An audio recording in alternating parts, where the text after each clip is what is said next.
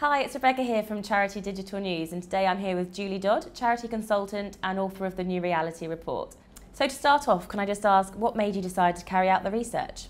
I decided to do the New Reality after having worked with and in the sector for the last 15 years and seeing a lot of the same challenges coming up time and time again, and realising that there are common solutions that could be found across the board, but that charities individually aren't managing to do it for themselves. So I decided to quit my job, which has turned out to be a good decision, and conduct this research to try and help the charity across the board rather than trying to do it on a kind of case-by-case basis. And what was the most surprising thing that you found out?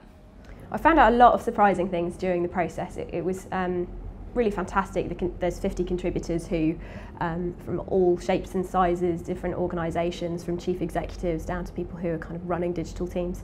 And I think the most surprising thing was the really rich range of solutions that people already had and were already trying and trialling for everything from kind of IT infrastructure issues, governance issues, through service delivery, but that they were all struggling in their own individual ways to kind of do that at scale. So actually, I guess the big surprise was that there actually were answers to pretty much all of the challenges that I'd seen.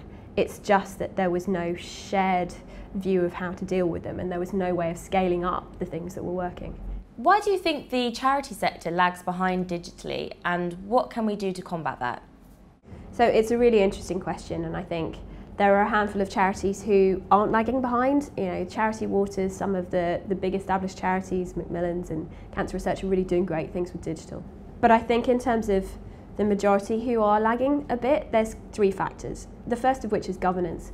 Contributors told me many times that actually the governance in their organisations was not supporting digital in the way that they could, usually due to a lack of digital knowledge, just a lack of understanding about what it is and what it can achieve. Secondly, it came down to a lack of investment in the right skills. So digital teams are growing slowly, but actually there's major skills gaps that need to be plugged. Until we do that, we're not really going to achieve digital transformation. And thirdly, something that really kind of made me laugh, a few people said it was actually just that the charity sector is a bit too nice.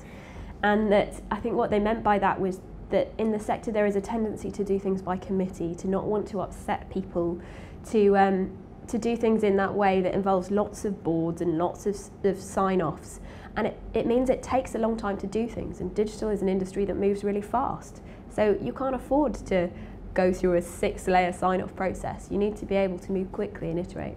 And can you explain the social media groove that became apparent in your findings? Yes, so the social media groove has sort of become my shorthand for talking about the sector's use of digital to date. And it's not like the sector has not been making progress in digital, it really has, but it's really focused in two areas, one of which is digital fundraising, and the other is really about social media marketing. And actually there's been great successes in social media marketing, some really great stories. And those things are important, of course they are. They're, you know, part of what most charities need to do. But all the time that effort, investment, skill building is going into building digital fundraising and digital social media, we're ignoring what I think is the bigger prize, and that's digital service delivery. So actually, the question isn't being asked enough about how digital technology can help charities really succeed in their core mission. Yes, fundraising is important. Yes, of course, you need to use your social media channels to get your message out there. But actually, there's an awful lot more that could be done. And finally, what are your hopes for the future of Charity Digital? What I've seen during the research for the New Reality is that actually there's some amazing opportunities out there. So once you start digging and looking for examples of where digital transformation is happening, there's some amazing stuff. So there's some guys out in Syria who are producing 3D printed prosthetic limbs for people who've had, yeah, I know it's a really amazing thing, for people who've had their limbs blown off with landmines or during the conflict. And if you look at normal medical prosthetics, they cost about £20,000 for an arm. They're printing these things in about 36 hours for about 30 quid. Now, fair enough, it's not a complete equivalent of a full medical prosthetic, but it is a functioning prosthetic being delivered through a digital technology that is already out there, is working. And there's any number of those things. The BBC's Ebola WhatsApp service that got really vital information about Ebola out into remote communities in Sierra Leone in a way that on-the-ground teams just couldn't do it. I mean, there's loads of these examples, but actually often they're coming from outside the sector. And so I guess what I want, to answer your question, like, what are my hopes for the charity sector?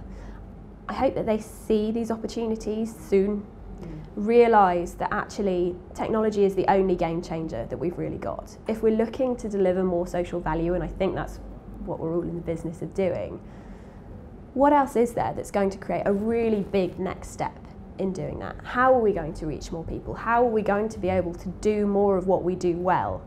And I think technology is the only answer. So I hope that charities see that and start to change the way they operate in order to meet those opportunities. Great, well thank you very much for your time. Pleasure. Thank you for watching, and for more video interviews check out our YouTube channel.